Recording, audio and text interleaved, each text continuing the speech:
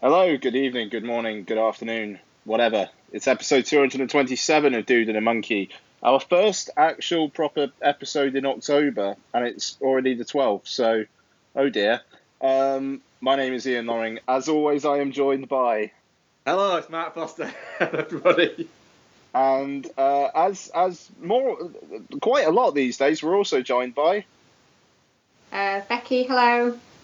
So, yes, indeed. Becky is with us for, well, it's quite a big week, really, for Becky-related films, as our Stephen King correspondent is with us again for a bit of a catch-up look at the Netflix original Gerald's Game.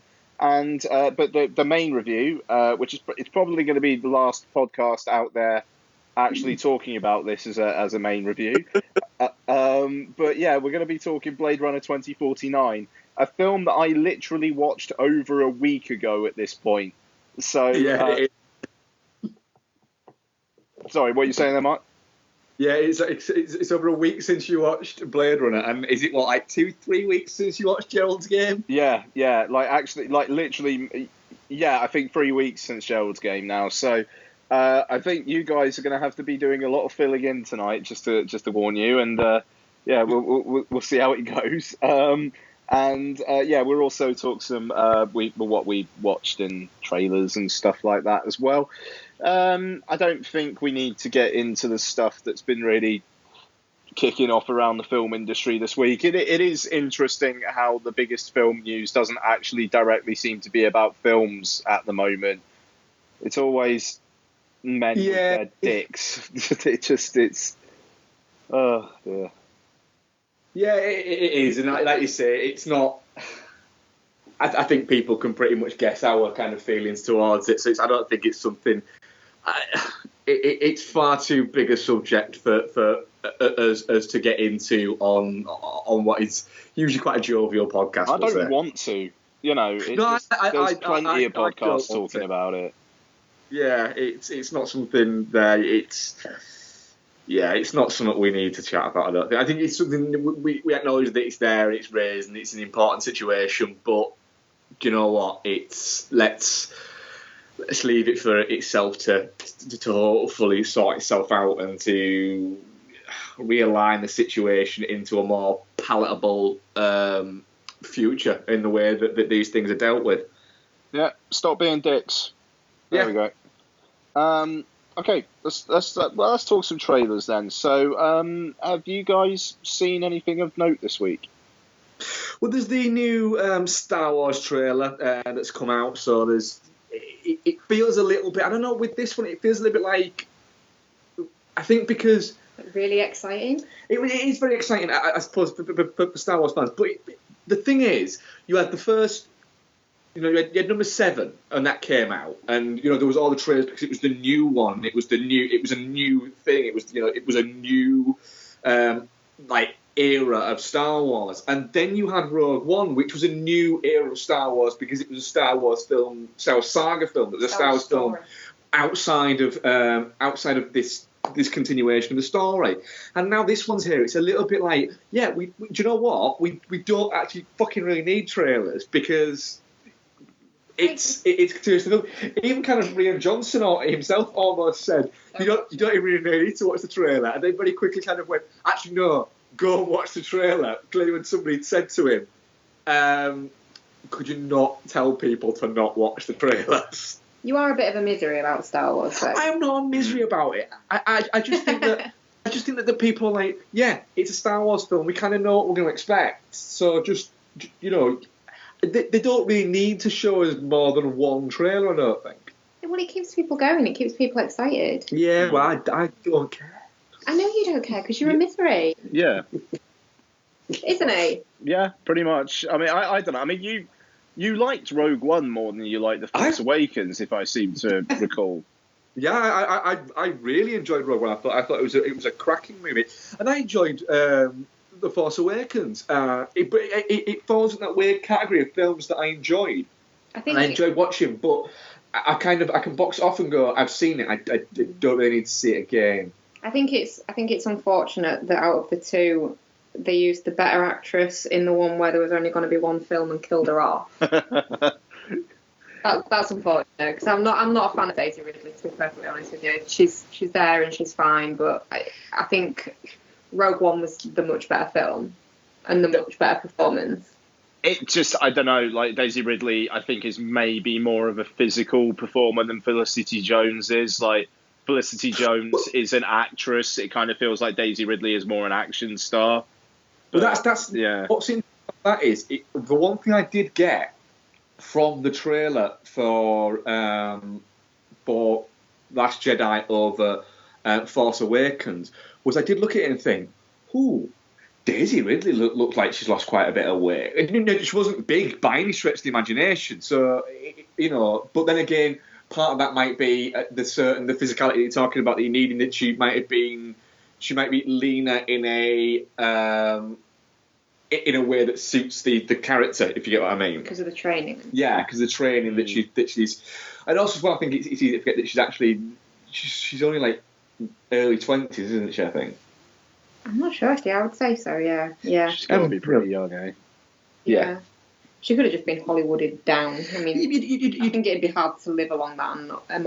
But she wasn't. I'm not saying she was big in the first one. But what I'm finding interesting with this is it's kind of like she's done. And this will segue nicely into the other trailer that we watched. Is that this really done that, but we've not really seen it, or I've not noticed her in anything since. And it's been like 2 years. And I know she's got the Murder on the Orient Express to come out, which is quite an interesting. It'll be interesting to see her playing something completely different. I mean, that looks familiar. Yeah, but then you've got John Boyega, who has done The Circle, which was crap. Detroit, which looks very, very good, and apparently he's very good in. And then he's got Pacific Rim Uprising coming out, which I wish they'd release a trailer that is a game trailer for. That's the audience they're going for, though, isn't it? Yeah, but we had Power Rangers last year, and this year, and we enjoyed Power Rangers, didn't we, Ian? Oh, yeah, no, I mean, a Power Rangers movie that is also Pacific Rim. You did Pacific Rim alone. I like Pacific Rim. I just to say about Last Jedi before we move off that, I mean, like I like the trailer more than I like the teaser trailer. Yeah. It's got some really interesting visuals in it, and I think that the story is obviously intriguing. It would be losing their shit over that little creature though. Oh, the Porg, yeah. It would be the baby Groot of Star Wars, isn't it? The Porg's solid. I like the Porg. It's only been added to make merch though. Do you know what I'd love if, like, 25 minutes into the movie, it was basically the new Jar Jar Binks. Yeah. But it would be good if Chewbacca just ate it. Yeah. That would be good. But I very much doubt it. I don't know. We'll see. It's only a couple of months till that anyway, so hey, we'll talk about it. I'm sure we'll have Steve on to discuss that as well. Yeah, and I am looking for my Christmas fix. I'm looking forward to my Christmas fix of Star Wars. It's a nice. It's a nice thing to go, right, Christmas, here we go, we've got a new Star Wars movie. I'm going to force Mark to watch Force Awakens again before we go see it. Good. Thank you. I'll do my now annual tradition of taking a half day off work to go check it out. There's already a 7 o'clock 3D 4DX arse raping showing in the 7 a.m. showing at Cineworld, which I will not be attending because I don't want to be assaulted before I go to work. But Pacific Rim. The thing that really pisses me off about this trailer is the fact that the first film had this like neon golden look to it. And really nighttime look to it. Yeah, and the cinematography here is so fucking flat. It drab and washed out, and comparison. Looks cheap in comparison. Yeah, 100%. I mean, we'll see, but I think it's telling that Guillermo del Toro directed the first one, and you've got a debut feature film director directing this one. And yeah, I mean, he was the guy. I think he was the showrunner on Spartacus, and think he had some involvement in Daredevil along the line, but it definitely feels like they've gotten the Mexican non-union equivalent in to do the sequel. And Absolutely. and it's I'm concerned, but John Boyega as Idris Elba's kid. Oh, is that what it is? Yeah. Oh, fucking hell. So, I don't know. It's it's not looking too hopeful, I don't think. No, the thing is, I'll go and see it, and obviously, I hope it's great, but it does look like it's going to be just crap. It'll be interesting to see how long that movie is. I could see that movie being 97 minutes long. Yeah, I could see it being 80 minutes long, to be fair. Yeah. I really hope it's good though, because the first one's great. But it's nothing to do with the first one, really. No, it's not. But it's when your returning characters are a picture of Idris Elba, Charlie Day, and Bern Gorman. Gypsy fucking Danger's there. I don't think that is. It looks like Gypsy Danger. I don't think it is. I think it's a cardboard cutout of Gypsy Danger. Oh, like they're watching a video of Gypsy Danger. Maybe. I like Gypsy Danger. Yeah. Sorry. All good. What else did you guys see, if anything? Trailer-wise, I'm sure there's other things. We watched the Murder on the Orient Express. The Murder on the Orient Express trailer, yeah. See, I really want that to be good, but I just fucking hate seeing Johnny Depp in stuff nowadays. Mm-hmm. He just ruins everything. He's a ruiner. And it looks like it could be really good apart from that. And I've even got, past the whole, that's not my Poirot kind of thing that I had going on. He looks quite good as Poirot, and just fucking Johnny Depp. Why does he need to be in stuff? I just reckon that's where movies work, babe. Well, and I appreciate that's what being an actor is, but he's just not very good anymore, is he? Unless he's got dreadlocks and putting on a voice. Yeah, I mean, it looks like between this and Fantastic Beasts, at least he's kind of trying to be a bit more ensemble-y, so it's not going to be all Depp all the time. He was kind of in Fantastic Beasts, so. I don't know. I mean, Fantastic Beasts already feels like a franchise that no one is particularly bothered with ever seeing again, and yet we're going to get another 12 of them or whatever it is. But I still haven't watched it. I know you haven't. It's good, man. Good. The creatures are good, and the chunky guy who toddles around after Eddie Ray-Bans is good. Yeah, he's not too shabby actually. The thing about Fantastic Beasts, Catherine Waterston's fine. I like Catherine Watterson in pretty much in everything. Actually, Catherine Watterson's great. And the thing about Fantastic Beasts, I'm sure it's very good. I just don't care. I will watch it at some point, but it'll be one of those that I kind of accidentally watch. For me, it's bad casting in the main character. I don't like Eddie Redmayne, so instantly went down in my estimation. It's just the production design and the world building in that fucking film is incredible, though. For the visuals alone, that thing's worth watching. It looks amazing, yeah. Yeah. What were we talking about? Trailers. Oh yeah, okay. I'll put in trailer for something that actually comes out on VOD in a couple of weeks. Psycho documentary 7852, which. It's 78 shots, 52 cuts. That changed cinema, essentially, or I think that's what it's called. Essentially, what it's called. So yeah, it's basically a bunch of filmmakers fawning about Psycho, and that sounds good to me. Yeah, I can have to watch. What film is the filmmakers sort of talking heads in the trailer then? Yeah, their voices are there, over. Clips of the film and stuff. I'm just trying to get because literally, it's out on iTunes on the 27th. Who's in it? Peter Bogdanovich, Jamie Lee Curtis, Guillermo del Toro, Danny Elfman, Bret Easton Ellis, Karen Kusama, Neil Marshall, Walter Murch, and Elijah Wood are noted on the. So it's quite eclectic. That's eclectic, but they're all sort of people that are quite interesting to listen to talk about film. Yeah, Yeah, and it's 91 minutes long, so that's going to be worth a go. Yeah, that's a solid watch. That. Oh, we watched that Woody Allen one. What was that? Oh, Wonder Wheel.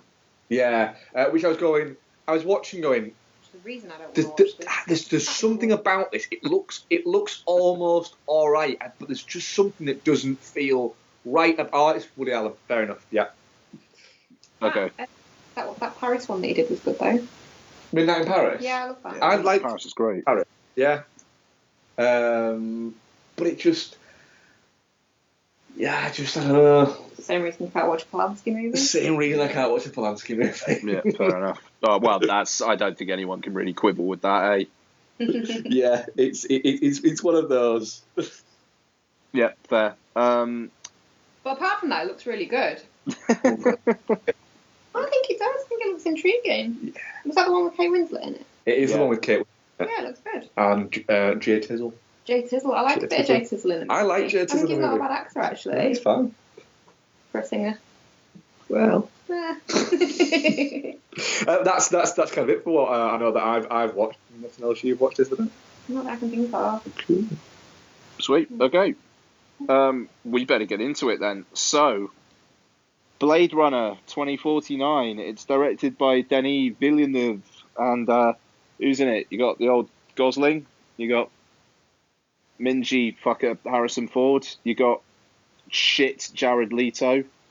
Spoiler for my thoughts on it. Who else? Anna de Armour. That will do. And Robin Wright's in it. Dave Bautista's in it. I know. Others are in it. And right, what's the story of this then? Let me try and remember. Ryan Gosling is a replicant. Actually, do you know what? All spoilers all the time, and everybody's bloody watched it anyway. What do you think of Blade Runner, Becky? What did you think? Now, Blade Runner is a very big film for you, isn't it? It is literally my favourite film in the whole wide world ever, and I actually there's a poster of it literally behind us. Right now, yeah. We watched the original on the Sunday night before we went to see the new one, and kind of in a way I was hoping that, when you get a bit of hero worship about a film and you kind of build it up in your head and you remember it as being better than it actually was, and then you rewatch it and go, oh, actually, yeah, it's still fine, but it's not literally the best thing in the world. I was hoping that would be my thoughts coming out of watching Blade Runner again, and it had the exact opposite effect. It just reiterated to me how amazing it actually is. Nice. So I went in there with a lot of trepidation as to whether it was going to be another Prometheus incident, and do you know what? I came out and said, do you want to get some dinner and go back and watch it again? Nice. I absolutely loved it. Okay, that is very good. Mark? Well, obviously, I'm not as. I very much like Blade Runner. I think it's a very good film, and I was very much looking forward to this on a few levels. In one that it's a sequel to a very very good film, but also I'm a very big Denis Villeneuve fan. Like Ryan Gosling. And all the trailers and everything made it look like we were looking for a very good film. I was a little bit wary of the kind of hype train that had started for it. It always kind of sets off alarm bells when people are saying this is a modern masterpiece, because it's a bit like, do you know what? Masterpieces have to kind of earn that over a few years. You can't just declare something a masterpiece, or very few things you can declare a masterpiece upon that first initial kind of viewing, especially something that's 2 hours and 45 minutes long, which is that's a long time to start watching a movie. No, but I thought it was. I don't think it's without fault. I think it may be, for me. I was worried that because when you've got a 2 hour 45 minute movie, you worry about the bag, where it's going to bag in the middle and then not come up. But I thought that actually it took a little bit too long to get itself fucking moving. But overall, I think it's. I'm going to kind of caveat this or kind of like downplay it, which is wrong really. But it's very, very good. It's not as good as people are saying, but it's still as good as I kind of expected it to be. In what way is it not as good as people are saying? I don't think it's a modern masterpiece. I don't think it's a 9 out of 10 movie. You just said that nothing can be a masterpiece straight away. Fair enough, but I still don't think it's a 9 out of 10 movie. I think it's a solid 8 out of 10 movie. I disagree with you there. I think you look close. You look for fault in something, you will find it regardless. You look at the original Blade Runner, and really, if you're watching it in the wrong frame of mind, it's hammy as fuck. That bit where they're running around the hotel is hammy, out of context. But by that point, it's like we said the other day, it's earned that hamminess. Prissy's stupid fucking hair in it. It gets away with these things because the stuff surrounding it is fine. And I think you can find fault in anything. You could sit and find fault with The Godfather, Citizen Kane, if you wanted to. Oh, I could, yeah. Yeah, you could, because you're a twat.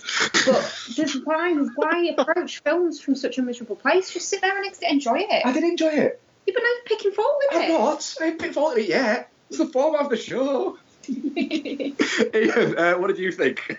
I'm kind of more with Mark than you, Becky. I'm sorry. The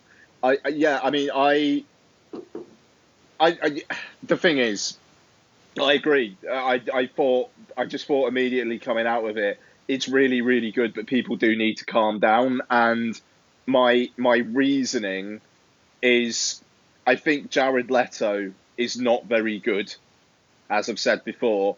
And I was also disappointed by how it just seemed to leave stuff hanging. Jared Leto just basically kind of disappears out of the plot, and that annoyed me. The whole kind of resistance thing that comes up just turns to nothing.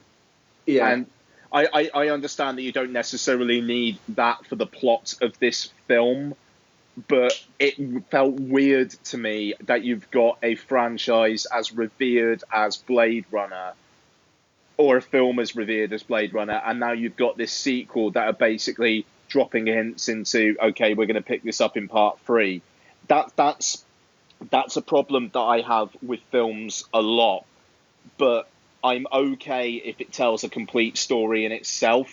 I thought that this didn't quite do enough to tell its own story within its own runtime. Maybe I'm looking forward to rewatching it because maybe that will settle with me. But it just, I think the world building is fucking phenomenal. Personally, I love the pacing. The third act, I thought, when it got a bit more action movie-y with the bit with the drowning car, was I could take or leave it, but that I thought it was a really, really strong film, but I can't hand on heart say that I think people saying it's better than the first one, it's like, okay, you've had decades to sit with the first one, you've had a week to sit with the second one. Maybe don't come out with those statements just yet, because maybe after a couple of rewatches, you might not think that. Yeah, and that's absolutely it. Is it? I would say I don't think it is better than the first. God, no.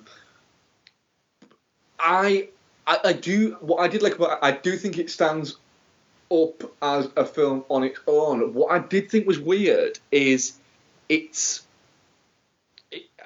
And I don't know. I almost want to say it's a criticism movie, but I think it kind of, like you say, it did seem to sort of fall a little bit between two stools towards the end, of seeming like it was setting up a world that could be explored even further, was almost in detriment a little bit to the actual film we just kind of watched. That's a good way of putting it. In the sense that this is, it's very much, you're going on a journey with Ryan Gosling's character, who is a replicant, but it's seeming like what it's doing is it's opening it up and saying, well, replicants are actually more than they were in Blade Runner, the more human than human thing. And there's that, and they've essentially basically become humans plus, not humans minus, which honestly were, but they're still treated like that. But that's part of the movie in itself there. But then what kind of happens is with them branching the story out beyond his character, because he's going there and it's kind of he's picking up bits from Blade Runner, so it's going in that direction. But then it kind of goes, oh, hang on a minute, but he's now insignificant to what is beyond this, and it's kind of like, no, he's the fucking 2 hours 45-minute story we've just been watching.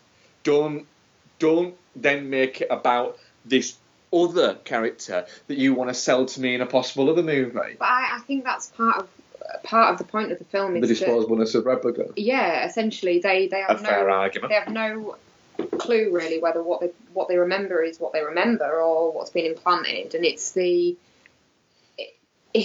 could quite easily have been that kid. But it was obvious that he wasn't. It was obvious that it wasn't. But the stuff from his point of view, it wasn't. And it all fit together for him. He had that memory. The horse was there. You know, he really believed that he could be that kid, that miracle replicant kid. And, you know, the emotional gut punch when he finds out that he isn't is well done. And I think as well, you know, it explores the morality of creating technology that has intelligence and feelings and playing with that, and whether that's a good thing or a bad thing, and advances need to be looked at in that context. I think that's kind of part of what it's trying to do, and then by taking it back and it not being that character kind of leaves him hanging a little bit, and I think that was the intention. Yeah. Oh no, yeah, it's just it's a very bittersweet message, I think, that you know, you can be the hero of your own story, be a catalyst for change, but at the same time, in the really, really grand scheme of things, be pointless. Yeah, you're a footnote. I mean, it's like, I don't know, if you haven't seen A Ghost Story yet, have you? There's a great speech that is given during A Ghost Story that is basically, it revolves around how you should try and just be the best you for you and the people around you, and don't worry about leaving your mark, because in the end of the day, in a billion years' time, none of it's going to be around anyway. So even if you try and make your mark in history, even that's not going to be everlasting. And I don't know, it's kind of a similar thing with this, I think. Sorry? That's really depressing. Yeah, no, it is. But in a way, I find it also kind of inspiring, because it's like, fuck it. Like liberating in a way. It's kind of saying, you know, the idea of stop constantly trying to leave your mark and just fucking live. Live and be there for the people around you who are directly affected by you. Don't try and be remembered by people you're never even going to know. And that's kind of, again, what I think this is going for. It's, you know, be comfortable instead of being special. Like, just, it's interesting that, you know, the Siri woman, Joy. Joy. She's basically programmed to make him feel special. She puts all this stuff in his head. And then in the end of the day, he's not the special little boy, but he still does the selfless thing for the person who's actually the special little girl. Yeah, and that's a great message, I think. And I suppose the other bit of that there is it is the technology on technology thing. So he's formed, his closest relationship he's formed is with an AI intelligence. You know, he's a replicant, so he's a manufactured person who is now essentially living with and having a relationship with a artificial wife, essentially. And the thing is, when that stick that essentially is her entire existence is destroyed. You actually, Becky, you actually physically grabbed my leg. It was horrible. At that, and it's such a strange kind of, essentially, it's a death scene. Yeah. And it is it's the emotional kick, and it's almost the right. I've lost kind of the most important thing in my life, which, but then the fact that he then sees this thing that he's lost in his life, this woman that he's lost in his life, he sees her just minutes later, and it's not her. Yeah, it's an incredibly bleak movie. In terms of the way that it treats its protagonist and its hero. He's treated like shit for doing his job. He's shunned. He's used. He's shunned by what he thinks is his father. He then finds out that he's not the special little boy. It's not his father. And he has his wife killed in front of him, and then his wife doesn't even remember who he is, and then he fucking dies with nobody around on the steps of the house of the special kid. It treats its hero in such a shitty fucking way. And is it because he's not real? Is that part of the whole disposableness of the fact is that there's no mother and father, there's no brother and sisters, there's no family to remember him. He quite simply is a number. It's in that sense, it's an incredibly fucking bleak movie. Yeah, I've not thought of it like that. Thanks for that. Sorry. It is, but his death scene is I thought was fantastic. It's the whole film. It is, it looks incredible. It's shot by Roger Deakins. Of course, it looks incredible, and it's made by a filmmaker who is a genuinely is going to continue to, I would think, make fantastic movies. He's not. Prisoners wasn't a fluke. And then, he did Arrival, which is fantastic. And this is fantastic. And it is very much now he's oh my God, I cannot wait for what this fucking guy does next. Yeah. And he, his response to, to the fact that it hasn't made as much as they thought it was going to make, I thought was fantastic, which was, it's a good job I don't make $150 million movies all the time. Yeah, I don't. I mean, that's that. It's interesting because it did pretty fucking well over here. That's it. It was never going to do well in the US. In that climate at the moment, this film is not going to make money in the US. No. But it'll make a decent amount. It'll make enough worldwide, probably just. I think it's the thing is, I think they thought they were going to make a bit of a profit, and then they kind of had a base to do more. Now it's maybe they'll just about break even, and if they do another one, they'll have to do it on a lesser budget. And with that, if they do another one, they'll either have to do it on a lesser budget. I hope they don't do another one. But if they do another one, they'll either have to do it on a lesser budget, or they'll have to do it for a PG-13. I don't think they will. To be honest, I think it's a risk that they're just about gonna get away with at this point. Yeah, it was almost a vanity project for the sake of it for everybody. It was almost like you get the feeling that everybody involved kind of knew that this wasn't going to make that. It should never have cost that much money. If it had cost $100 million, it would have made a profit. It'd be fine. It wouldn't. It probably wouldn't have. No, cause the thing about it is every fucking cent is on that screen. Yeah, it's a beautiful looking movie. And for fuck's sake, the film is worth $150 million for Gosling's coat alone. It is a spectacular coat. It's a fantastic coat. It's not as good as Rachel's coats in the original, though. Rachel, that's a nice coat. Fair play. Pirates, yeah. This girl knows how to pick out a wear. The Blade Runner franchise has a good history of coats. and actually, he has a nice coat, doesn't he? Yeah, he does. Yeah, it's a good coat. speaking of Rachel as well, I thought that was pretty much the best face replacement type stuff I've ever seen. That was really good.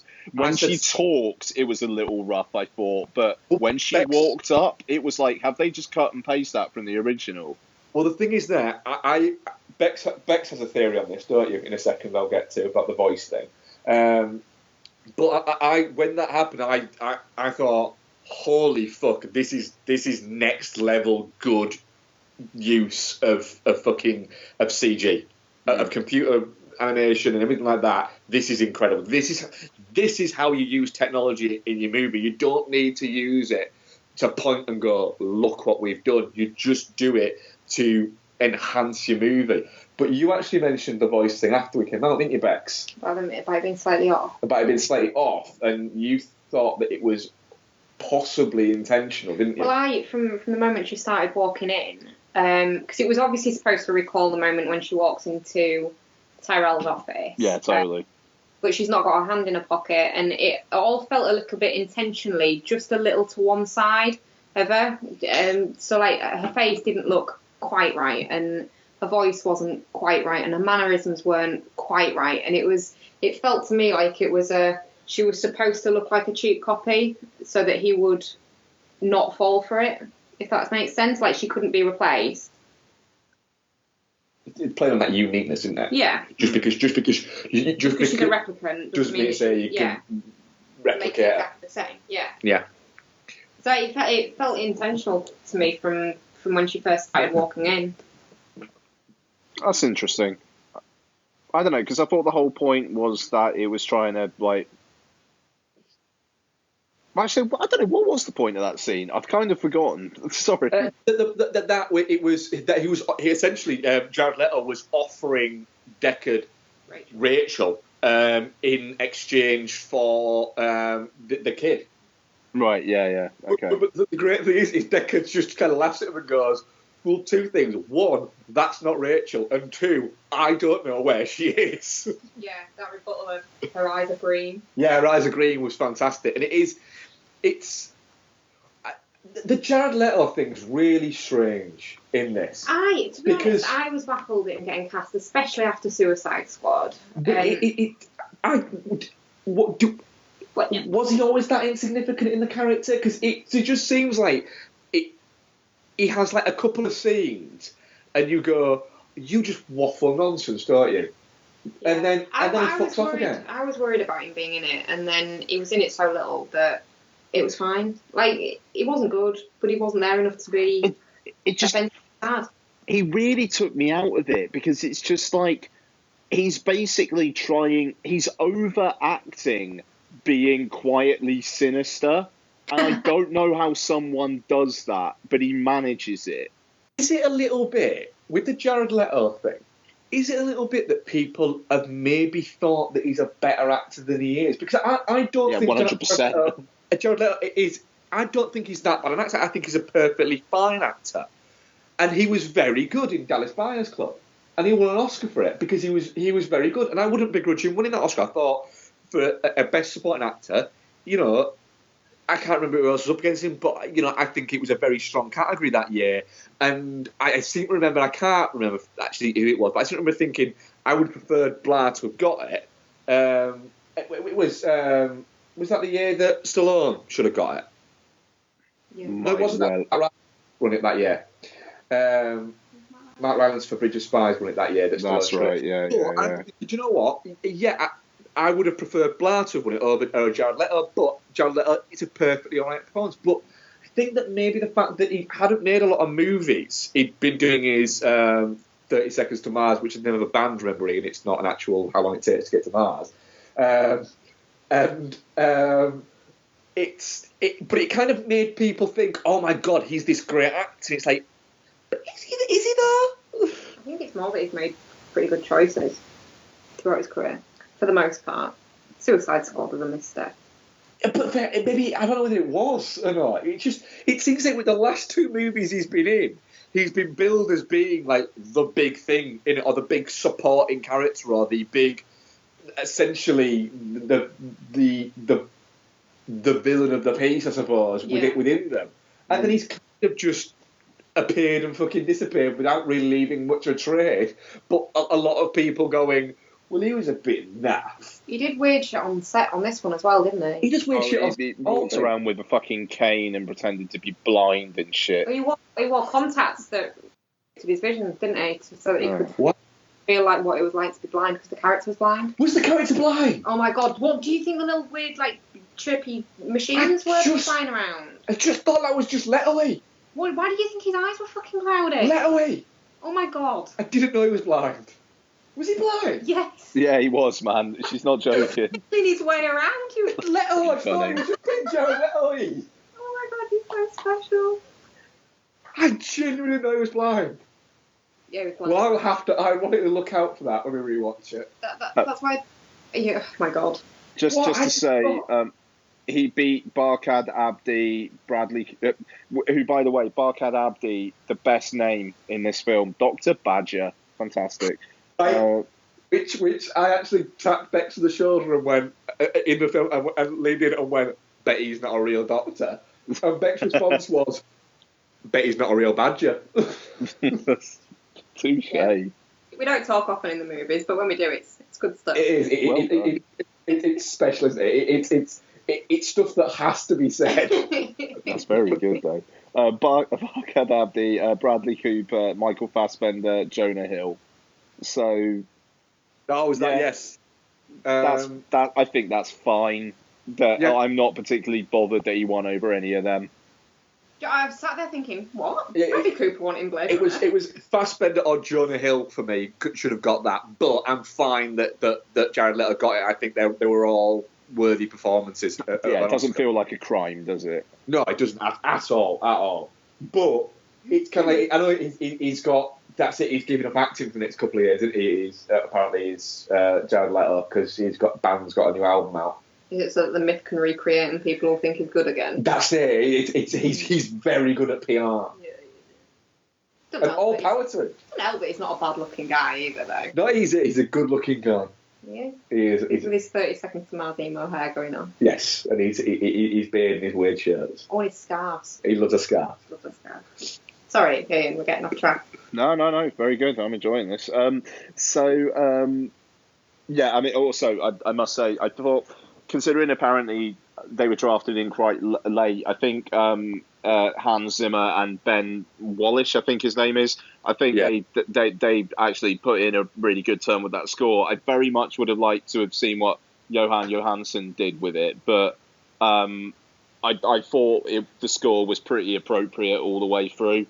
Yeah, I don't think it leaned too much on Vangelis's score that much, but it did make it feel like part of the world. It wasn't as bombastic as some Hans Zimmer scores can be, which I know I don't have a problem with, but I know some people do. Can you imagine if it had been though with that rattly speaker? Oh yeah, our screen had a dud speaker. Every time it was bassy, it was like it was like somebody rattling a tin dustbin lid next to your head. Oh shit! That sounds horrible. Yeah, it wasn't pleasant. Yeah, Oh. I am looking forward to rewatching it in the comfort of my own home. I'm still strongly considering going to see it in IMAX, I'm not going to lie. Yeah. So you might just have to prepare yourself. Right, cool. We've got a week off next week. Yay! Sweet. Fucking hell. I feel like we're... Oh, sorry. So we were supposed to go and see it in IMAX, and then I kind of got cold feet because it's just so big and it's so wide and there's so much to take in that I was like, I'd rather maybe see it on a smaller screen first, and then with the rattly speaker and the light spot on the screen, I was kind of regretting it. Yeah, I would like to see it, and the thing is, I mean, like, we've got fake IMAX in Cardiff, but I don't know whether it was like Dunkirk where fake IMAX didn't show Dunkirk in the proper IMAX ratio, and it's like, if at least it was showing that like fuller image, I could kind of justify it to myself like that, but I didn't really get any clarification, and I've got a Cineworld Unlimited thing, so it was just part of my subscription to go see it versus paying like 13, 14 quid to see it in a fake IMAX, so it wasn't quite there for me, but I'd be interested. I mean, fuck, seeing it in proper IMAX, I bet that's a fucking experience. Yes. Do you want to meet up in Manchester next week, Ian? Oh, fuck, man. I wish. You talk about Dunkirk quickly. I'm actually going to go and see at the end of this month Dunkirk in 70mm. Oh, sweet, really? Yeah, it's showing at the City Screen in 70mm film. So I'm going to go and see that again on 70mm. So it'll be quite interesting to see visually sort of how different that is. I might come with you for that. Cool. Very nice. It's a date. It's a date night. Nice. Yeah. So, Blade Runner, I'm definitely not shit. Oh, yeah. Yeah, no, for sure. Our audience poll there was definitely not shit, 89%, touching cloth 0%, and shit 11%.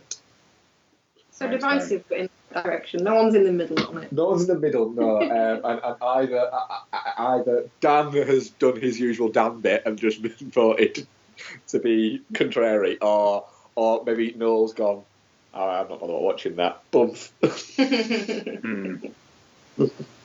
Sounds about right. I think all the performances were really strong, with the exception of Leto, who wasn't there enough. Robin Wright was good. Robin Wright was fine. Baby Goose was good. Baby Goose was very good. I like the... Is that because she's hot though, Matt? Oh, I haven't got an accent. Yeah. You do like an accent. I do like an accent. Ruben as well. What? I agree. Purple as well. I didn't like it as much, no. But it's such a good image. Yeah, but it's terrifying. Yeah, you wouldn't want to No, meet that. No, you wouldn't want to meet that. You would that if anything's going to make you go look at your junk and go, well, is this enough? It literally is a 125-foot woman. Yeah. Sure.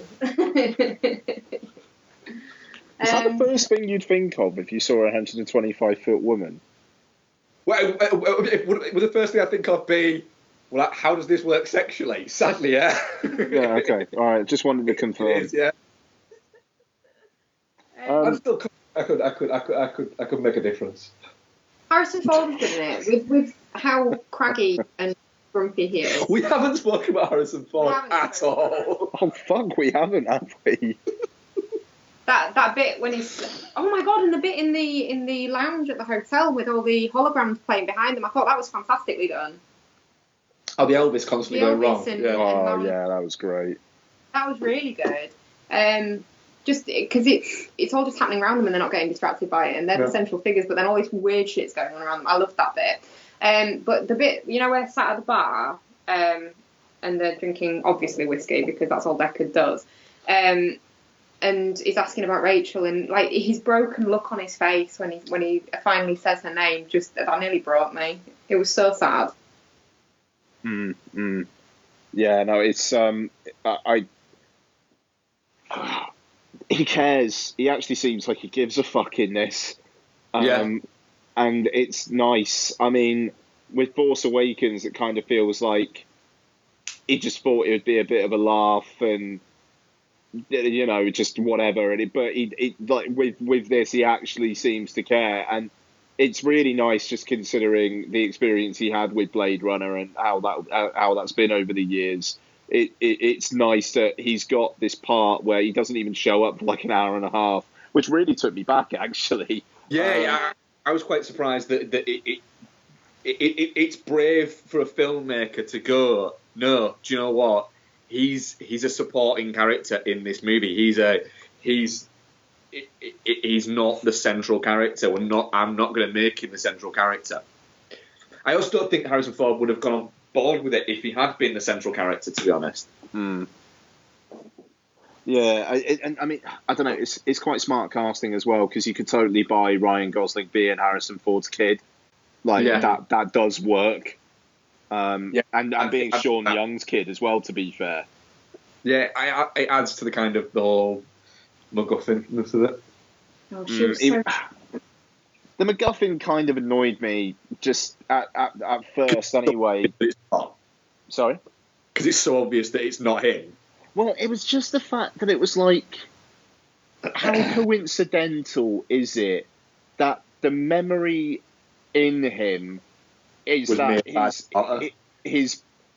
And also, the thing is, when they're saying birth date, right, do they mean incept date? I think it's more the implanted. I think it's the evolution of them that they're given a memory of a birthday. They're given a birthday. No, they're actually. So it is, yeah. Yeah, it's the creation day, yeah. Okay, in that case, it's pretty coincidental that his incept date is the same date as the date that the chosen one is born. But that's the whole kind of thing. Is movies set him up and put his memories in him to essentially get him to help at the right point. But she's not doing that on purpose, though. Like, she doesn't know she's the chosen one. No, she doesn't. But the people that worked with Deckard and Rachel in the first place do. So those people knew that Ryan Gosling was going to grow up to be a Blade Runner who was going to be. Well, no, he was created as a Blade Runner, wasn't he? He's created to be a Blade Runner. Okay, so he's created to be a Blade Runner. He has the incept date. It's the same date as that birth date, and they engineer it so that he finds that date and then finds Sean Young's skull and then goes on that quest. Yeah. Yeah, that was what I got from it. It doesn't sound very realistic now that you're saying it, but that's movies. But the thing is, I had it in my head all the way through. Fuck me, that's a big old coincidence, that is. And then when it was, I don't know, when the whole reveal came around, it took me out of it. Because I thought it was going to turn out that he was actually human and that he was raised to think he was a replicant. And I kind of thought that would have been interesting. It would have been. However, it would have really hurt when he ran through that wall. Totally. I mean that would have been the big thing. But that's the thing. That's the only thing. I mean, and taking on Dave Bautista, to be fair, but he could just be really fit. But the wall thing, you're right, is the one. But that's the thing that bothered me through the film, and the fact that basically the key emotional revelation of this film is based on a plot twist which is kind of lazy. Yeah, it is. And the thing is, you watch it going, right, he can't be that kid because it's happened way too early in this fucking movie, and the mechanics of movies just don't work like that. And the thing is, Villeneuve is too smart a filmmaker for that to be an actual full blown. We got you, didn't we? I don't think it is. I think it's just. I think the way that it happens, it is kind of like it plummels him back down to fucking earth into being you're not special. You're just here to help us. No, that's the thing. I mean, I like what it does for character. Yeah, but it does. I don't know, like for such a clever film in character and in world building, to have a monumental coincidence that big be like one of the key narrative drives does bother me. Given the nature of the beast with replicants and the fact that they are essentially born as full-blown adults and then their memories are implanted, his memories that were going to lead him up to that point of finding the kid, finding Harrison Ford, etc., could have been implanted way more recently than his incept date. They could have just taken any old Blade Runner replicant that happened to have that incept date to create that coincidence and re-implanted new memories in him. Be interesting to watch the animated thing that they made. Yeah. Precursor. Maybe that answers some of these questions. But they could have done. Sorry. He doesn't necessarily. No, he doesn't have to have had those memories of being in the orphanage and having the horse and blah blah blah. No. Right from the start, they could have just put them in there. Yeah, they've been implanted 3 days before. Yeah, exactly. Yeah, but the film doesn't give you enough indication that's the case, though. I mean, that's kind of spinning, I think. Just coming after the fact.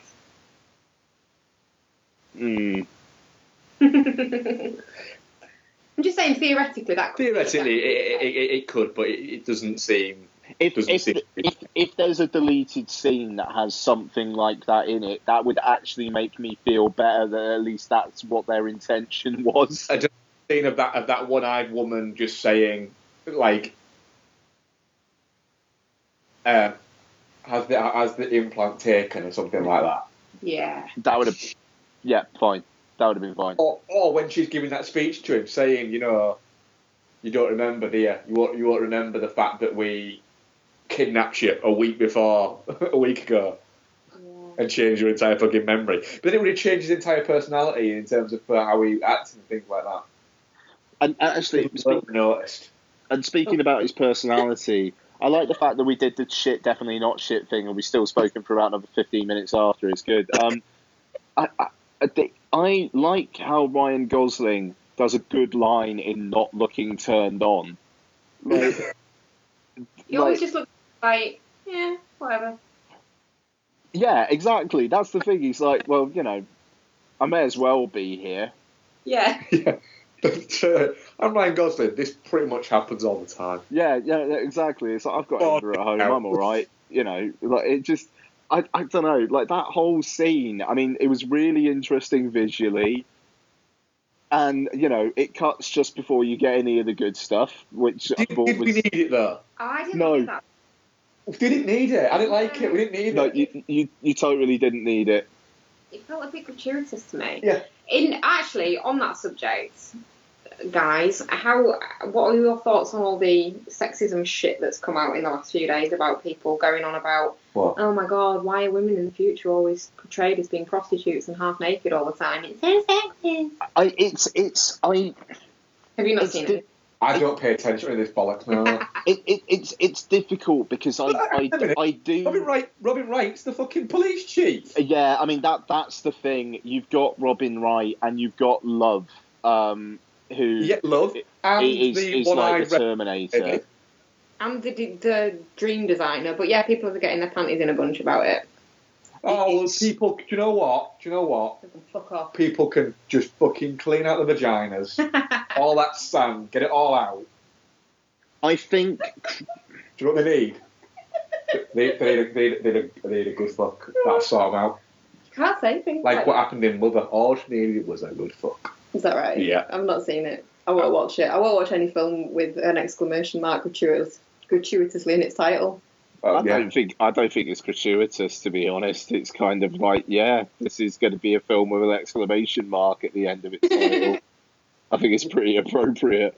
I don't know. I mean, like it's difficult because I can definitely see where they're coming from, and they're ignoring an awful lot of other shit in the film. They are. That's the thing. I think the film does enough to negate that stuff at the same time. It just, is it a shame that the key female character is essentially Siri? Yes. There's only like a couple of prostitutes in it, and there's the orange-haired lady, and then there's the fact that Joy is just essentially, she's just there to have sex with him. Well, she ain't, because she's a fucking hologram, so she can't. Yeah, he can jack it while he's looking at her, but he can't fuck her. But that's kind of the point of them. They're essentially modern. But to some people they are. They're like pleasure bots. But they're not, because they can't do anything with them. All they can do is look at them and have them as companionship. If anything, they're there for companionship. Well, it is. Yeah, that's just people projecting their own images onto it, isn't it? Yeah. It's all bollocks. It is, isn't it? I read it and I was like, what the fuck? People looking for stuff to be fucking pissed off about. I think there are definitely bigger targets, but it's not something I completely didn't notice. But it's also there are definitely bigger targets than Blade Runner. Would the landscape of the movie have looked as nice without various joy bots straddled around the I'm pissed off with that. I'm pissed off with that. Have them. Yeah. I don't know. It just seems so miserly to me to pounce on it for that. Yeah, that's what it is, isn't it? Yeah, I just wonder what your thoughts were. That's why I was reading about it yesterday, and I was like, really? It just like, I mean, people have got to be pissed off about stuff, like you say. Should we do some Gerald's game? Yes, we can do some Gerald's game. Yes. Were we done, do we think? Or Yes, I think we've done a Blade Runner. I think it's one of those we could end up talking about for days. But I think it's a good place to finish. It's a good sequel, but the first one is still the best film in the world, is what we're saying, yeah? We're all in agreement on that? I'm a fan. Everything you could want from a movie. Everything you'd want from a movie. There's tits in it. There's not enough titties in it. There is tits in it. There's no wang in it. There isn't any wang in it. No. Did you want wang in it? Yes. Yeah, I would have taken some wang. I've said several times on this podcast there should be more wang in films. Did you say I would have taken some wang? I would happily take some wang. So, Gerald's Game. It's I don't know. It's a film I watched a long time ago, but we're going to try this. So it is directed by Mike Flanagan, stars Carla Gugino, Bruce Greenwood, the incredibly ripped Bruce Greenwood. Yeah, what's that about? Oh, it was brilliant. It was really impressive. I was like, you go, guy. That guy's in like his mid-60s. That's really impressive. I know, he looks incredible. Ripped to fuck. Yeah. And Henry Thomas as creepy paedophile dad. It's creepy motherfucker number one. Yeah, pretty much. Okay, so yeah, Gerald's Game. I didn't know anything about. Didn't see the trailer beforehand, and I didn't know anything about the plot. I just got assigned to review it like a week before it came out. So literally, I was really radio silence on it. So when he died 15 minutes in, like, what the fuck? And what the fuck is going to happen now? And then You didn't know that? Sorry? You didn't know that was what happened? Nah, mate. Like, I knew she was chained to the bed for the whole thing, but I thought it was like he basically chained her there and like tortured her or something. So I didn't have a fucking clue. And then he keeled over, and I was like, first I was thinking like, what is he taking the piss? Like, kind of like she did.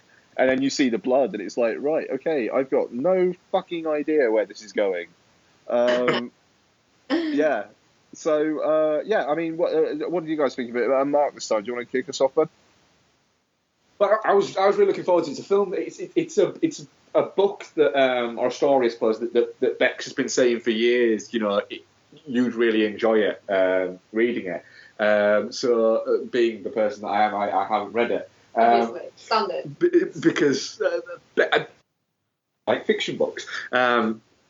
Is my honest answer there. But she's been saying for years, if somebody could do it, it'd make a really good movie. And then it was, Mike Flanagan announced he was doing it, and we've been, as a podcast, we've been quite big fans of Mike Flanagan so far. Also, as well, I like Carla Gugino. I've been a big fan of Carla Gugino's for nearly 2 decades now. Why is that, man? What? Why is that? Because she's a powerful actress. Female role model. Yes, she is. Yeah. That's kind of hot. I hadn't noticed. No. No. Unlike you with Bruce Greenwood's abs. They were just freakishly impressive. Yes, they were fucking incredible. Person. I didn't think he was hot though. Well, clearly. I was just like, it's this old guy taking his shirt off. So I was very much looking forward to it. And I think overall, I think it's a good movie, but I did think its pacing was a little bit off at points. But performance-wise, it's very good. The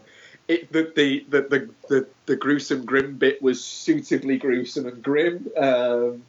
And yeah, I think it was a success. I don't know. It'd be interesting to know how filmmakers, whether or not they approach films, they'd always say they won't. But it would be interesting to see if filmmakers do approach sort of films that they know are going directly to Netflix in a different visual way than they would do if they're making a film that they know is, or that they feel is getting a cinematic release. Anyway, do they tailor it to that? Because I felt like it was toned down to that, but maybe that is just a psychological thing because I was watching it on Netflix. I don't think that would work in the cinema. I don't know that it worked. I think the claustrophobia. Atmospherically, you have that kind of isolation. Yeah, it felt better there. So I enjoyed it overall, but I think the fact that I was quite pumped for it maybe led me to feel a little bit. It wasn't quite as good as maybe I had thought it might have been, but I still think it was a very good film. I think it was the best film they could have made out of that book. Well, there you go then. What did you think of it, Ian? We'll get to you in a minute. Okay. Yeah, I mean, I really enjoyed it actually. I mean, I do have issues. I mean, I thought Henry Thomas wasn't great.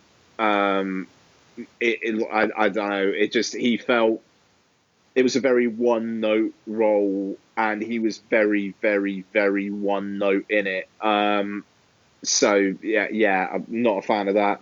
And I know it's true to the book, but the last 10 minutes or so, I thought really dived off a cliff.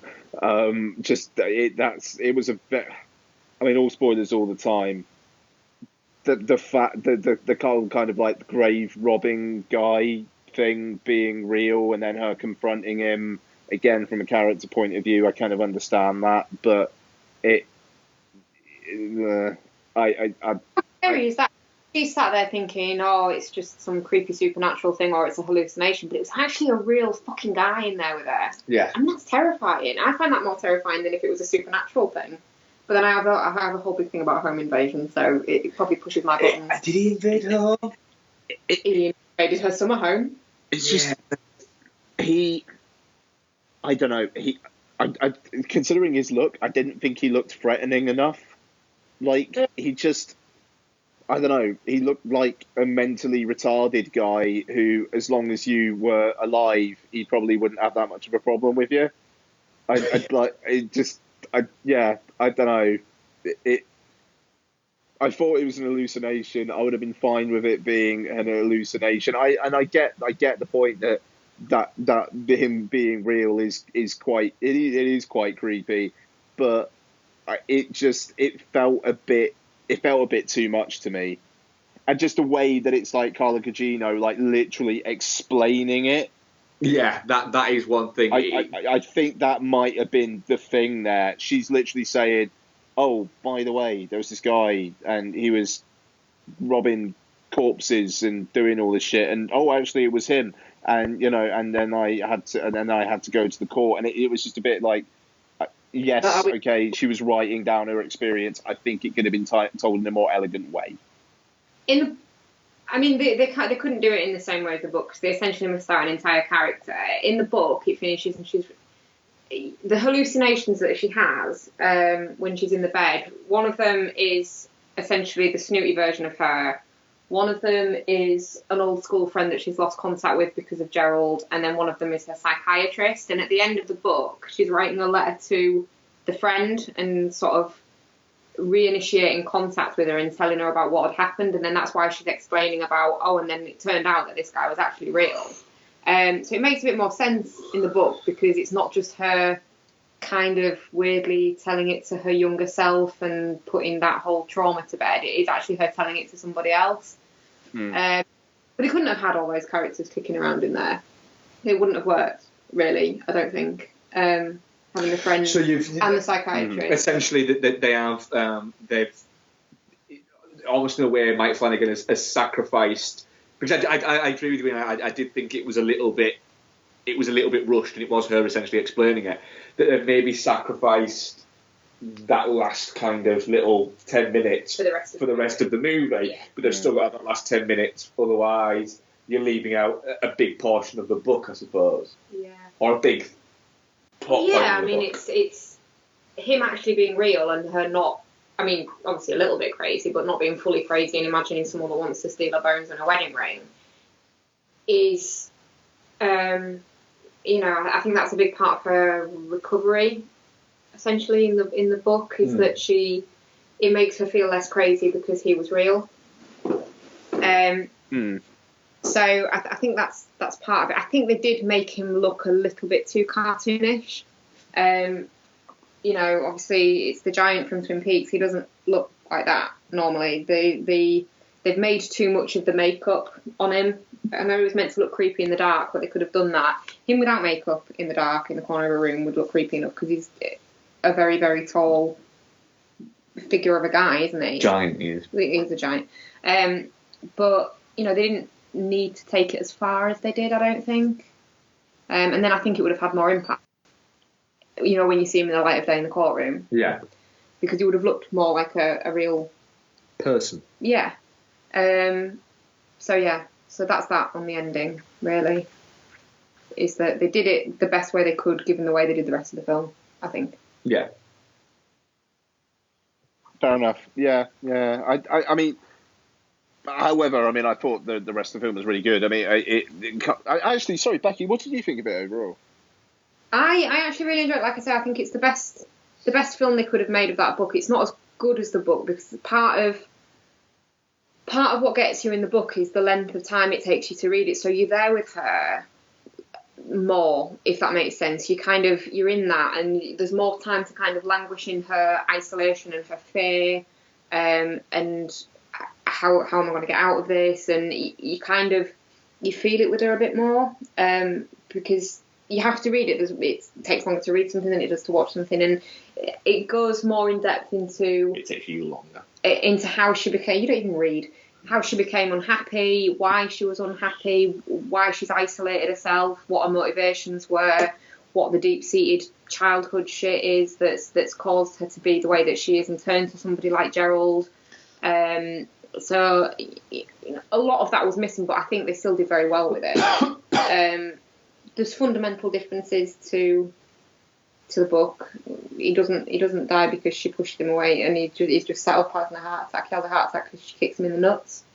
So that's the thing. Right. Prince dies. Prince. The dog. Dog's called Prince. Dog's called Prince. I have discussed this with you before. Cool. And like I say, there's more characters. So, sorry, go on. No, I'm just laughing at you two. Sorry. Sorry. There are other characters, and the fact that it's her childhood friend and her psychiatrist that she's talking to, and Gerald's not even there, I don't think, from what I can remember, as a hallucination. Like, he's there as a dead body being eaten by a dog. Yeah. But he doesn't really talk to her in that capacity. But it allows her to explore more of her history, I suppose, because she's not just talking to her and him. So it goes a bit further. I like that they kept the little Dolores Claiborne nod in the film. Yeah. You what? Sorry? Oh, sorry, I thought you said something. No. Because that was a lot bigger in the first draft of the book, and they wrote it down. They were supposed to be linked books, oh, right. but they still kept a little bit in. Yeah. So I like that was still there. I could see that getting remade at some point. Dolores Claiborne was a decent movie, actually. Yeah. But I could see them. Possibly, yeah. But Dolores Claiborne's one of those kind of like Stephen King adaptations. It's a little bit underwatched. It's actually a really solid movie. But it came out at a time when all the Stephen King adaptations that were coming out were like full-blown horror adaptations. It kind of came out with a bit of a whimper, really. I think it came out. It came out too soon after Shawshank that it hadn't really built up that cult status that it built up. But also it came out a little bit before like The Green Mile came out, and that kind of reevaluated people's movie-wise, people's feelings towards sort of Stephen King. I think it's probably an underread book. Possibly, as well, yeah. to be honest. But anyway, Gerald's game. So yeah, I think they did really well with it. To be honest, I think she was really good as Jessie. He was fine as Gerald. He had a much bigger part, obviously, than he does in the book. Yeah, all in all, I think it was really solid. Oh, very good. Yeah, I mean I just got to say as well, that bit of gore. It's just the fact it just lingers as well. Yeah. That's called a degloving incident.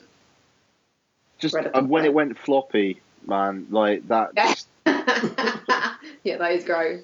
oh, I did wonder if they'd do it in the same way in the film as they do in the book, and because it's quite vividly described in the book. Yummy. Yeah, and I did wonder whether they'd just like, because they could have just had her cut herself to lubricate the cuffs and get a hand out, but no, the skin pulled back, and yeah, that was a thing. Oh, I didn't like it. I didn't like more than that. I didn't like the bit when the dog was pulling chunks off Gerald and it was stretching away. I was fine with that. That dog's just that no, but the noises it made though. That dog is taking advantage of a situation, doing what he should. What's that dog called? Polly. Prince. Don't hit me. But yeah, that was I was doing that thing on the sofa where you kind of going, I don't want to watch it. I don't want to watch it, but I've got it. Yeah, that wasn't pleasant to watch. No. I am glad they left out the bit after with the flashback after her father has pleasured himself against her back. When she takes her dress off and lays it out on the bed, it describes quite vividly again the wet patch on the dress. When they were laying the bed out on the thing, I was like, oh. And I was like, no, they haven't, it's alright. Henry Thomas, you bastard. You bastard. Taking advantage of bringing the clips. I did say to you, didn't I, after we came out? Oh, no, actually, while we were watching it, because I watched it at home, he seems to have a bit of a... He went through a period where he had a bit of a thing about eclipses. Because that short story that someone's adapting that's coming up, that involves an eclipse. I can't even remember what it's called now, but that involves an eclipse. And obviously Dolores Claiborne, and then there's this as well. I think it's like his thing with dogs. Yeah. I did think that Prince would come to a sticky ending. Well, he does in the book. He does in the book, does he? You get the police shooting. Ah, well. Well, there you go. Police brutality. Yeah, police brutality. Black dog.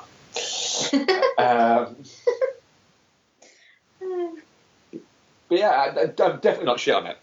Yeah, no, sorry, I'm just enjoying you two just chatting between yourselves. It's great. Yeah, I'm definitely not shit as well. It's a good time. Yeah, our audience poll was definitely not shit 67%, touching cloth 0%, and shit 33%. Did Becky say what she just gave it, by the way? Oh, I would say definitely not shit as well. Sorry, no, I didn't. Cool. Okay, no, that's no problem. It's just your husband's not asking you for your opinion. That's all. How rude. Yeah. All right. Fuck you. So have you guys seen anything else this week? We watched Blade Runner, didn't we? Yeah. Which we spoke about and you enjoyed. Because it's the best. Because you think it's the greatest film I've made. Yes. Have you watched anything else without me? I've watched a lot of Being Human. You've watched a lot of Being Human as well. Yeah. Sure, that's appropriate. I watched after Jordan admitted that he'd watched Ocean's 11 for the fourth time this year. Yeah, that was a revelation, wasn't it? Yeah, that was a fucking revelation. And I thought, I haven't watched Ocean's 11 in quite a while, so I watched it the other day. We watched Ocean's 11 and thought, do you know what? I can see why somebody would watch this if they connected with it in that way. I could see why somebody could watch this 4 times a year, because it is a film that is incredibly easy to watch. It's under 2 hours long, and it did make me think from watching that going, Logan Lucky is very, very, very, very, very similar to Ocean's 11. Yeah, sure. It's virtually the same movie. And we also watched Security, didn't we, Becky? Oh, yeah, how was that? Oh, what was it? I watched 101 Dalmatians with Glenn Close for the first time. Who did you watch that with, Becky? I might watch that with Tig. Did you watch that with the dog? I watched that with the dog, yeah. What do you think of it? Do you know what? It's not as shit as I expected it to be. But yeah, it's not great. It's not great. I still prefer the cartoon. Yeah, I prefer the cartoon, but... don't think we need an in-depth review of 101 Dalmatians. No, I don't think you can if you want. No, I think I'm fine, actually. Cool. Yeah, we watched Security, the Antonio Banderas movie. What did you think, Bex? I really liked it, actually. The kid was fucking annoying. Yeah, the kid was annoying. But Antonio Banderas was minting it. Yeah. He's properly glowed up, hasn't he, as he's got older. He's always been a handsome man. No, but he was like a handsome in like a kind of sleazy looking way. And that's a bit racist. No, I don't mean in a racist way. He always looked quite smarmy. Like, why? Because he's Latino. no, because he just always had this look on his face. Fuck off. But yeah, he's a bit of a... He's a handsome man. A handsome silver fox now, I'm He digging is, it. yeah. It's... So security. Essentially, Antonio Banderas plays a ex-Marine captain, he is, isn't he? Who, since he's left the service, he's gone over a year without working and just kind of desperately wants to get a job. It's intimated, but never fully explored, that he's going through some shit, isn't he? Mm. He's estranged from his wife and his daughter, but through his choice rather than their choice, because he's clearly... He doesn't feel comfortable being around them, being the person he is, but they're very much wanting him to be around them. Would you say that's made clear? Yeah, I think it's kind of supposed to be that thing that he doesn't, since coming back, he doesn't feel good enough for them. Yeah. That's kind of the vibe you get. Yeah, and so he essentially he basically begs the woman at the job centre to give him any job and doesn't care if it's minimum wage or whatever. So he gets a job working at a mall overnight as one of the night security, and he sort of turns up, and the guy who's head of the night security is pretty much your archetypal security guard who thinks that he's a copper, essentially, don't they? Oh, no, I don't think he is. He's like a golden retriever of a But he is. But you get that feeling, but then very quickly, when the shit hits the fan, he very quickly... You're in charge. He succeeds to Antonio Banderas and goes, if there's any way that we're going to get out of this, it's because of this guy. Essentially, this girl who is witness to mob accountancy ends up at the mall, and he's been chased down by Ben Kingsley. Ben Kingsley, who is magnificent in this movie. A sight to behold. Yeah. It's, for a start off, so there's a few scenes, and then these won't give away plot points, but there's a scene in it where Ben Kingsley goes up to the mall, the doors, to try and essentially pretend that he's the father of this girl, and they've had an argument. He's very quickly revealed that he's not, and Antonio Banderas doesn't believe it. But then he starts offering them money to basically hand over the girl. But he has this weird minion, doesn't he? Yeah. That is like in a hood. A henchman in like a hood, who kind of almost goose marches to the door, and he's just stood there with this case that's open with our in it, saying nothing. He looks like a character out of a horror game. It does like a character out of a horror game. It's so weird. But then Ben Kingsley, throughout the entire movie, just has so many different accents. It is impressive. It shows his range. And at one point, I turned out to Bex and went, why is he doing Anthony Hopkins all of a sudden? And he just does an impression of Anthony Hopkins. It was amazing. For about, it's during a big monologue, this big soliloquy he's got. And then he's doing Anthony Hopkins, and then he stops doing Anthony Hopkins and starts doing East End, that then morphs into North Yorkshire, and then goes back round to Anthony Hopkins again. There's a bit of Irish in there as well. But this is throughout the whole film. He does it, like, in this monologue, there's all of those, but throughout the whole film, every scene, there's a different accent. Yeah, and it's kind of brilliant, and it adds to the whole movie. The good thing about Security is it is under 90 minutes long. It gets in, it gets its shit done, and gets the fuck out. And essentially, it's Assault on Precinct 13. Yeah. But set in the same place as Dawn of the Dead. Yeah. Yeah. Well, that was alright, that. As well as they do in Dawn of the Dead. They don't use this one as well as they do in Dawn of the Dead. But do you know what? It's a really solid watch. I could see me watching it again. Yeah. It was really good, actually. Sweet. It's on Netflix, but yeah, watch it, is what I'd say. We watched The Fog. We did watch The Fog, yeah. But not the good one, we watched the remake. We watched the shit The Fog. shitty Oh no, why'd you do that? Do you know what? I would love to be able to answer that. It was there. it was. We couldn't decide on anything else that was short enough before we went to bed. And then we went, we should watch The Fog because it was on Netflix, and we went, should we though? No, but then still watched it. Yeah. Maggie Grace is shit. Maggie Grace is awful. Yeah, that doesn't surprise me. No, Blair's fine. Maggie Grace is so bad. You don't like Smallwood either, do you? No, I don't like Small. What's it called? It's called Smallville. Smallville. Yeah, and Tom Welling is. He's not rakish or roguish enough to pull off that character. It's not. No. He looks. Do you know what it made? Do you know what it did? So wet. Do you know what it did watching that film? What? It just made me want to watch the original. Yeah, with Tom Atkins, he looks roguish enough. He looks caddish enough to pull off that character. Yeah. But that's as much as I like Summer Blair, she's no Adrian Barbeau. She's no Adrian Barbeau, no. And Maggie Grace, she's fucking no Jamie Lee Curtis. She's no Jamie Lee Curtis, no. No. We basically should have watched The Fog. We should have watched The Fog, yeah. That's pretty much it, I think, what we watched. What have you been watching, Ian? I watched a few things. I also rewatched Blade Runner. It looks very good in 4K on the old Apple TV, I must say. I also watched. Oh God. Well, I say oh God, but I really like the film. But I must have seen Moana in different chunks. I fucking love Moana, but like literally, I've probably watched it in different chunks, maybe like a dozen times over the last few weeks. Did you see that thing that came out this last week or the week before about what Dwayne The Rock Johnson got the guys that were animating it to base his character's looks on? What? It's like his granddad, and they showed a photo of him next to what's he called? What, the dude? Rock's character? Yeah. Don't know. Maui.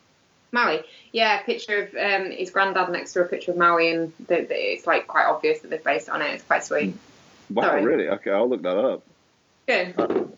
Yeah, no, it just Can't fucking sing, can he? I mean, be honest, that bit where he sings, the song's good, but the singing's painful. Nope, disagree with you. I disagree. I disagree wholeheartedly. He's barely singing. He's basically talking through it, but the music around him makes up for it, I think. Like Lottie likes listening to "You're Welcome" in the bath, like all the time. So Moana. Okay, I also took Lottie to see the Lego Ninjago movie. Yeah, it's a law of diminishing returns with those Lego films, quite severely, I think. I mean, it's all right. Justin Theroux's quite fun as the bad guy, but his character is really, really, like, his character in the relationship with Dave Franco's character, very, very close to some stuff in the Lego movie. Like, really close. And I don't know. I mean, there is some funny stuff, but the key funny thing, I think, with like the weapon which is shown in the trailers, I wish was not spoiled in the trailers. So I'm not going to say anything there. But for kids, it will be fine. I almost lost my patience with it, to be honest. How long is it? Because it's the first one of the Lego ones that is very much based on a Lego property rather than a property that Lego have used. Yeah, co-opted. But yeah, very good. By the way, I just got your thing. Yeah, fuck me. That does look like his granddad, doesn't it? Christ. It's good, isn't it? Yeah. Oh, good for him. It's a shit that's an hour and 41 minutes. Is that longer than Lego Batman? No, Lego Batman's like maybe 5-10 minutes longer. Minutes longer. I don't. It could have been 10-15 minutes shorter. It really, really could have. Longer than a Lego movie. Wow. It's a minute longer than a Lego movie.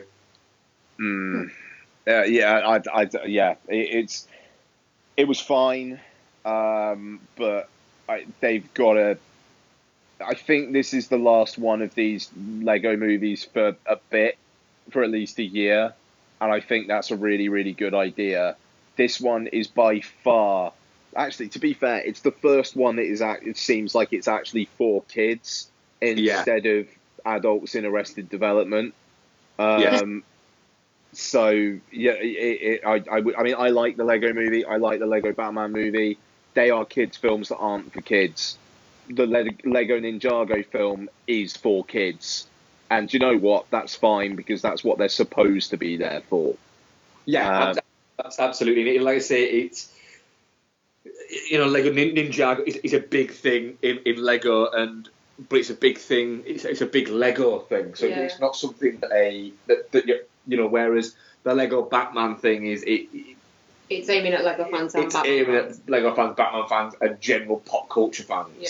Whereas this is that's just aiming at Lego fans. That's going, your kid's going to want to see this. You might not want to see it, but your kid's going to want to. Good stuff. Yeah, no, absolutely. I mean, Justin Theroux really does say that. I don't know. It just he does some funny shit in that film. But yeah, so Lego Ninjago. If you got kids, why not? If you haven't got kids, why? That would be it really.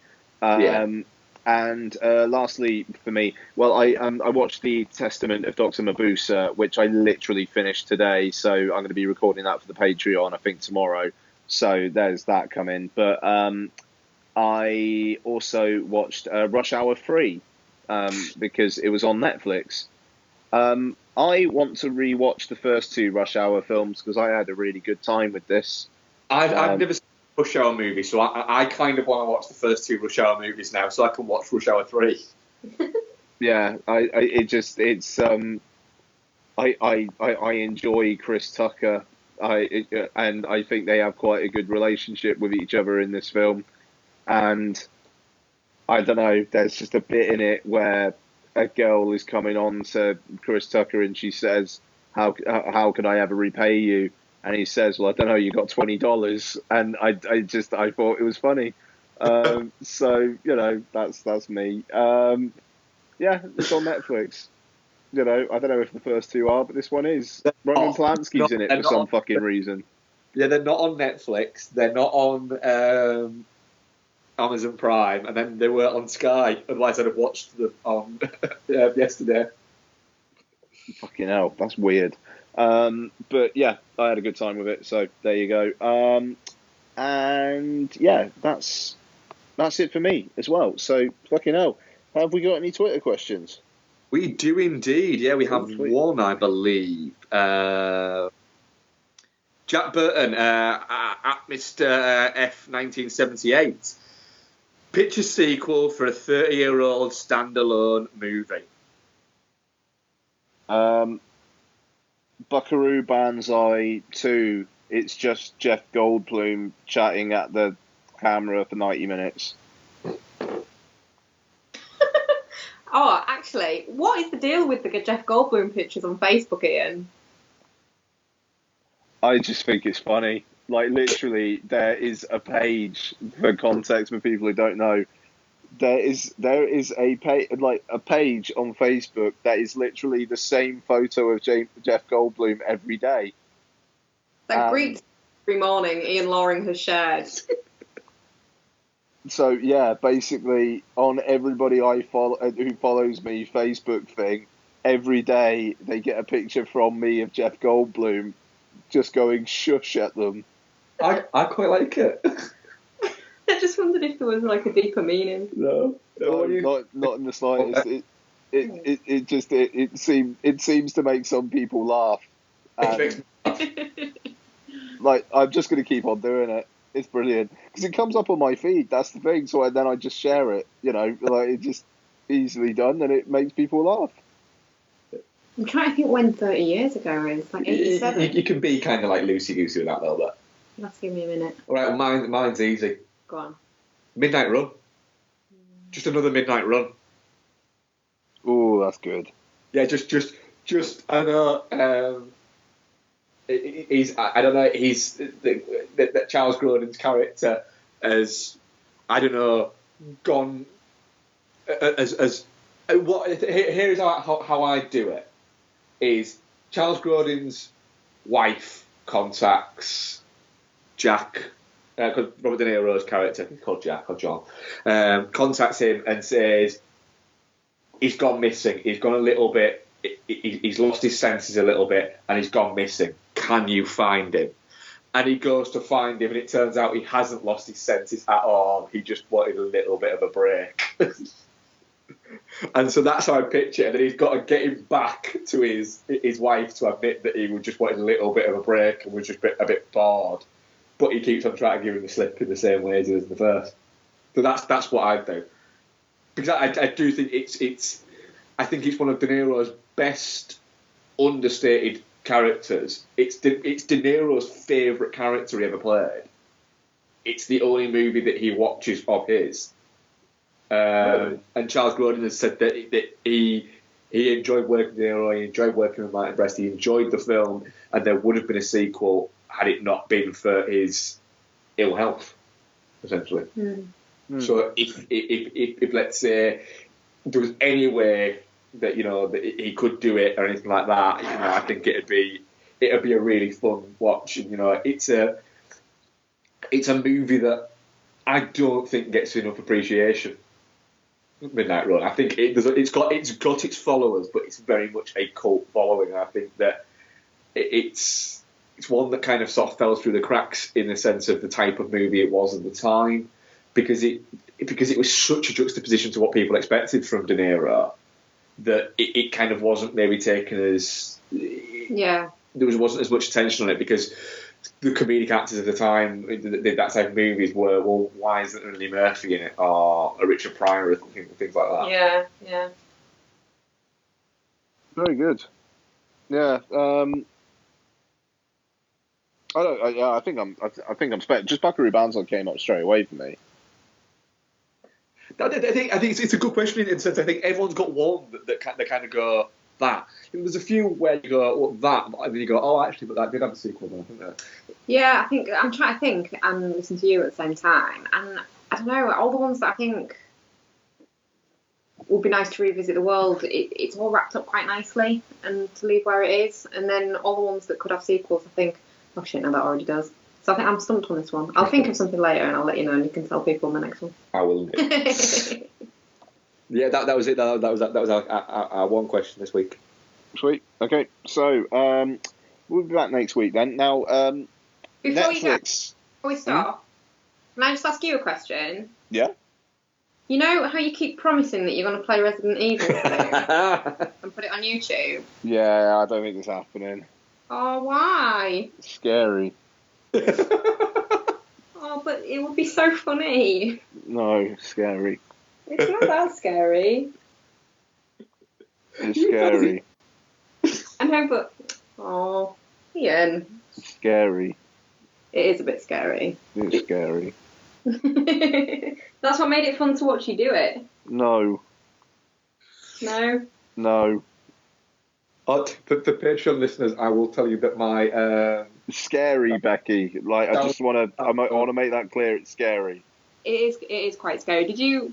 I think we've spoken about this before. Did you play the demo when it was out?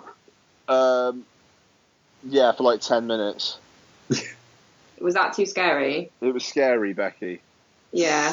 I'm just going to keep on saying scary until you stop asking me. Yeah. My copy of Shaolin Cardio Kickbox has arrived. Oh, fantastic. I should be doing that at some point in the next week or so. Yeah, I'll film it and put it in the...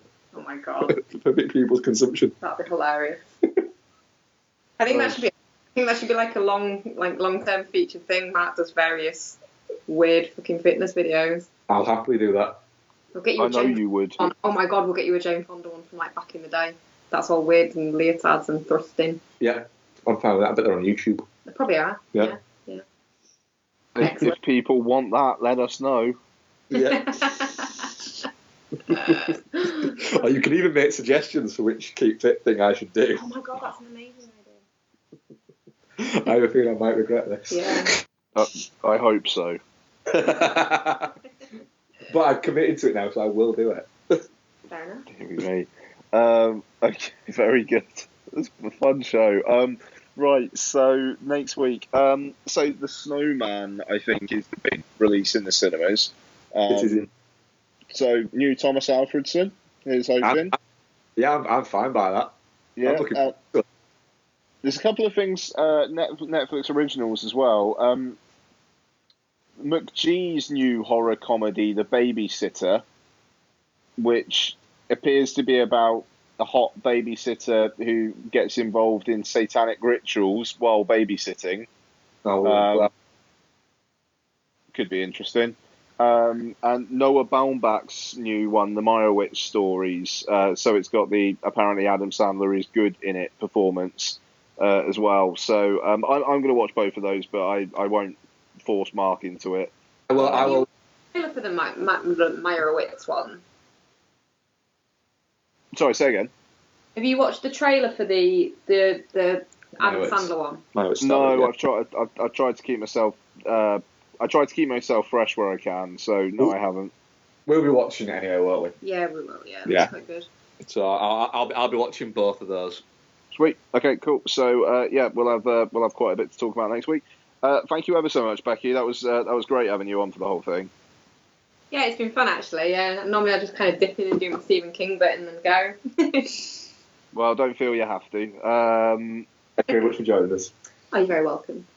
And thank you, Mark. Thank you, Ian. Thank you, listeners. Thank you, listeners, as well. You guys are so weird. Patreon /Dude and the Monkey. Patreon.com/Dude and the Monkey. There's some new stuff coming soon. And patrons, listen to the start of the Black Samurai commentary, even if you haven't seen Black Samurai, for the chance to win Black Samurai on DVD. Yes. Just saying. Yeah. Because you all want Black Samurai. Do want Black Samurai because it's a fun fucking movie. Oh, and actually, also I must say thank you very much to Marcus Sisu as well, who has posted me his copy of the Apu trilogy so that I can actually cover it on the Patreon show, because it's not available on iTunes, it's not on any streaming services and whatnot. So he posted me the DVDs. So thank you ever so much to him. And I will be posting them back once I'm done with them. Do not worry. But yeah, I just want to say it was really nice of him. He reached out on Twitter and offered, so it was really good of him. That's it. I think we're good, and we'll see you next week. Bye-bye. Thank you very much for listening, people. Bye. Bye.